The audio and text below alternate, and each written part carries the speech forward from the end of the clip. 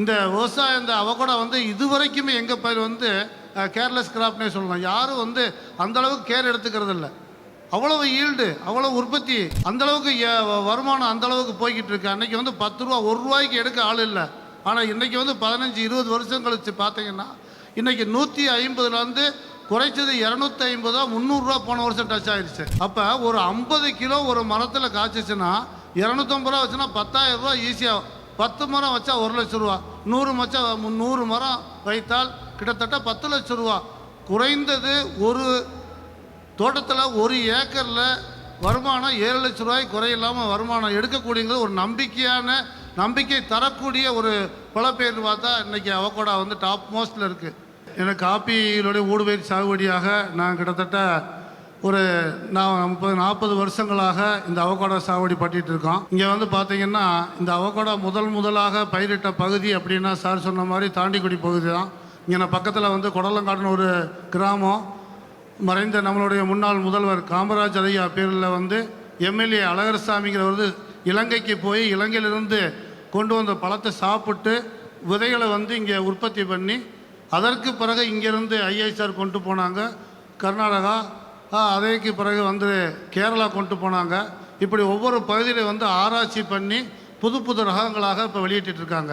தமிழ்நாடு வேளாண்மை பல்கலைக்கழகத்தின் சார்பாக 1994 டிகேடி 1ங்கிற வெரைட்டி இதான் ஃபஸ்ட்டு முதல் அந்த இலங்கையிலேருந்து வந்த பழத்திலிருந்து மாடிஃபை பண்ணி ஆராய்ச்சி பண்ணி இந்த அவகோடா வந்து நமக்கு வந்து ரிலீஸ் பண்ணாங்க. அதற்கு முன்னாலே எங்கள் பகுதியில் வந்து பார்த்திங்கன்னா ஒரு மரம் நடவு செஞ்ச நமக்கு வந்து விதை மூலமாக நாங்கள் நடவு செஞ்சிட்ருக்கோம்.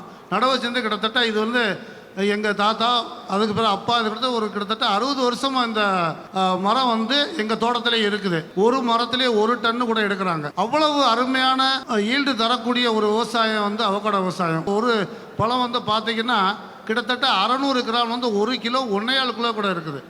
அப்போ வந்து ஒரு குறிப்பிட்ட வந்து நாங்கள் வந்து ஊடுபயிராத்தான் சாகுபடி பண்ணுறோம். அப்போ வந்து ஒரு மரத்தில் வந்து பார்த்திங்கன்னா ஒரு டன்னு அப்படிங்கும்போது இமேஜின் பண்ணி பாருங்கள். குறைச்சது ஒரு 500 கிலோ வைங்க. இன்றைக்கி ஃபார்ம் கேட்டேட் வந்து 140 160 ரூபா அங்கே தாண்டிக்குடியில் எங்கள் பகுதியில் 160 ரூபா விற்கும்போது 500 கிலோ கிட்டத்தட்ட 80,000 ரூபா வந்துடுது, 1 லட்ச ரூபா வந்துடுது. இந்த விவசாயம் இந்த அவகோடா வந்து இதுவரைக்குமே எங்கள் பயிர் வந்து கேர்லெஸ் கிராப்னே சொல்லலாம். யாரும் வந்து அந்தளவுக்கு கேர் எடுத்துக்கிறது இல்லை. அவ்வளவு ஈல்டு, அவ்வளோ உற்பத்தி, அந்தளவுக்கு வருமானம் அந்தளவுக்கு போய்கிட்டு இருக்கு. அன்றைக்கி வந்து 10 ரூபா 1 ரூபாய்க்கு எடுக்க ஆள் இல்லை. ஆனால் இன்றைக்கி வந்து 15-20 வருஷம் கழிச்சு பார்த்தீங்கன்னா இன்றைக்கி 150லேருந்து குறைச்சது 250 300 போன வருஷம் டச் ஆயிடுச்சு. அப்போ ஒரு 50 கிலோ ஒரு மரத்தில் காய்ச்சிச்சுன்னா 250 ரூபா வச்சுன்னா 10,000 ரூபா ஈஸியாக. 10 மரம் வச்சா 1 லட்சம் ரூபா, 100 மரம் வைத்தால் கிட்டத்தட்ட 10 லட்சம் ரூபா. குறைந்தது ஒரு தோட்டத்தில் 1 ஏக்கரில் வருமானம் 7 லட்சம் ரூபாய் குறையில்லாமல் வருமானம் எடுக்கக்கூடியது ஒரு நம்பிக்கை தரக்கூடிய ஒரு பழப்பெயர்னு பார்த்தா இன்றைக்கி அவகோடா வந்து டாப் மோஸ்ட்டில் இருக்குது. எங்களால் வந்து சப்ளை பண்ணவே முடியல. அந்தளவுக்கு போயிட்டு இன்றைக்கி தோட்டத்தில் வந்து நேரடியாக வந்து வியாபாரிகள் வந்து உடனே பறித்து வாங்கிட்டு போயிடுறாங்க. அவங்களே பறிச்சுக்கிறாங்க. கிட்டத்தட்ட 60 அடி 70 அடி உயரத்தில் வந்து மரங்கள் இருக்குது. ஆனால் இன்றைக்கி வந்து தென்னந்தோப்பில் வந்து ஊடுபயிர் சாகுபடியாக வைக்கலாமா அப்படின்னா நிச்சயமாக வைக்கலாம். மலை சார்ந்த அந்த அடிவாரங்களில் வந்து நிச்சயமாக வைக்கலாம். இல்லை வெப்பநிலை வந்து கிட்டத்தட்ட 28-32 டிகிரிக்குள்ளே இருக்கணும். ரொம்ப ஹை டெம்பரேச்சர் இருந்துச்சுன்னா அது வந்து கொஞ்சம் சமாளிக்கிறது கஷ்டம். ஆனால் இன்றைக்கி காலையிலேருந்து பார்த்திங்கன்னா எல்லா சயின்டிஸ்ட்டும் விவசாயம் மைக்ரோ கிளைமேட் இந்த வார்த்தையை வந்து அதிகமாக உபயோகப்படுத்தியிருக்காங்க. அப்போ நம்ம தோட்டத்தில் வந்து தென்னந்தோப்பில் வந்து ஒரு அவகோடா பயிர் சாகுபடி பண்ணாலும் அந்த சீதோஷண நிலைக்கு ஏற்ப அந்த மைக்ரோ கிளைமேட்டை வந்து நம்ம உருவாக்கிட்டோம்னா நிச்சயமாக சக்ஸஸ்ஃபுல்லாக அந்த அவகோடாவை கொண்டு வந்துடலாம். ஏற்கனவே 28-26 அந்த ரேஞ்சில் வந்து தென்னை வச்சுருக்காங்க.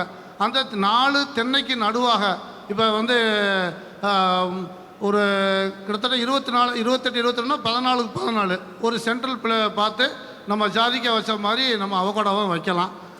அதுக்கடுத்து வந்து பராமரிப்புங்கிறது பார்த்தோன்னா தென்னங்கீத்துகளை வந்து நல்லா உயரமாக வந்து நடவு நட்டதுலேருந்து தென்னங்கீத்தை வச்சுட்டு நான் லைட்டாக தண்ணி அடித்து எப்போ அளவுக்கு அதிகமான ஈரம் இருக்கக்கூடாது. வடிகால் வசதி நிச்சயம் வேணும். நீர் தேங்குச்சுன்னா இது வந்து சாப்பிட்டு விட்டு வேறு வந்து ஈஸியாக வந்து பூஞ்சான நோய்கள் தாக்கக்கூடிய ஒரு பயிர். அதனால் வந்து இதையும் வந்து பக்குவப்படுத்தி நல்லபடியாக கொண்டு வரணும். நல்ல வருமானம் தரக்கூடிய இந்த அவகோடா வந்து நிச்சயமாக விவசாயிகளுக்கு வந்து நல்லா வருமானம் தரக்கூடிய ஒரு பல பேருங்க நான் உறுதிட்டு சொல்கிறேன். சமவெளி பகுதியில் நிச்சயமாக விவசாய தைரியமாக நடவு செய்யலாம். நிறையா விவசாயிகள் காலையிலேருந்து என்கிட்ட கேட்குறாங்க, இந்த மாதிரி இந்த பகுதியில் சாகுபடி பண்ணலாமான்னா.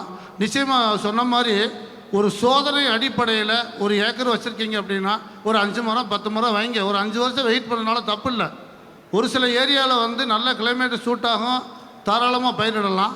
ஒரு சில இடங்களில் வந்து டெம்பரேச்சர் கூடுதலாக இருக்குன்னா அந்த கிளைமேட்டை உருவாக்கி நம்ம வந்து விவசாயிகள் வந்து அவகோடா வந்து பயிரிடுறதுனால தப்பில்லை. நிச்சயமாக நல்ல வருமானம் கொடுக்கும். ஏன்னா இன்றைக்கி வந்து சார் சொன்ன மாதிரி அன்சேச்சுரேட்டட் ஃபேட்டு உடம்புல வந்து கொழுப்பை வந்து தேவையில்லாத கொழுப்பில் நீக்கக்கூடிய ஒரு பெரிய ஃப்ரூட்டு நம்ம கிடச்சிருக்குது.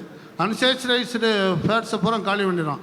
இன்னும் ஃபியூச்சரில் வந்து நிச்சயமாக ஒவ்வொரு டாக்டரையும் வந்து நம்ம கன்சல்ட் பண்ணும்போது டெய்லி ஒரு 100 கிராம் அவகோடா பழம் நீங்கள் சாப்பிடுங்க, உங்கள் குழந்தைக்கோ உங்களுக்கோ எந்த நோய் வராதுங்கிற அளவுக்கு வந்து அவகோடா ஃப்ரூட்டு நல்லா ரீச் ஆகிட்டு இருக்கு.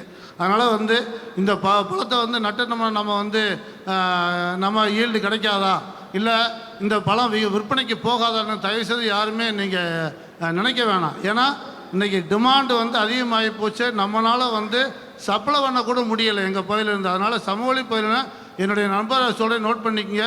தயவுசெய்து உற்பத்தி பண்ணினாலும் எங்களை கூட கான்டாக்ட் பண்ணுங்கள். நிச்சயமாக அதை விற்பனைக்கான ஒரு சோர்ஸை ஏற்படுத்தி கொடுக்குறோம். எவ்வளவு பணம் கொடுத்தாலும் வாங்கிக்கக்கூடிய ஆட்கள் நிறைய இருக்கிறோம். ஏன்னா avocado farmer producer company limited தலைவராக இருக்கிறனால இந்த அவகோடாவில் வந்து நிறைய வேல்யூ எடிஷன் சார் சொன்னாங்க, பவுடர் ஆக்கலாம், அந்த ஃப்ரூட்டில் அவகோடா ஆயில் பண்ணிகிட்ருக்காங்க. இன்னும் அந்த அவகோடா விதையிலேருந்து பார்த்திங்கன்னா கட் பண்ணி அதை நல்லா பாயில் பண்ணி பவுட்ரு பண்ணி டெய்லி ஹார்லிக்ஸ் பூஸ்ட்டு சாப்பிட்ற மாதிரி இயற்கையிலே விளைந்த இந்த அவகோடா விதைகளை கூட பவுட்ரு பண்ணி சாப்பிட்டா வயதானவர்களுக்கு கிட்டத்தட்ட அந்த மூட்டு வலி, இந்த கைகால் வலி இதெல்லாம் குறையுங்கிறது ரிசர்ச் படி ப்ரூஃபன் ஆகிருக்கு. அதனால் தயவுசெய்து விவசாயிகள் வந்து சார் சொன்னாங்க, எப்பயுமே வந்து காலையிலேருந்து எல்லாமே சொன்னாங்க, எதிர்பார்க்க வேணாம். இது நிச்சயமாக வந்து ஒரு சோதனை தான், நிச்சயமாக செஞ்சு பார்ப்போம். இன்றைக்கி ஈசாவில் வந்து பார்த்திங்கன்னா திருப்பூரில் ஒரு பெரிய ஈவெண்ட் நடத்துகிறாங்க.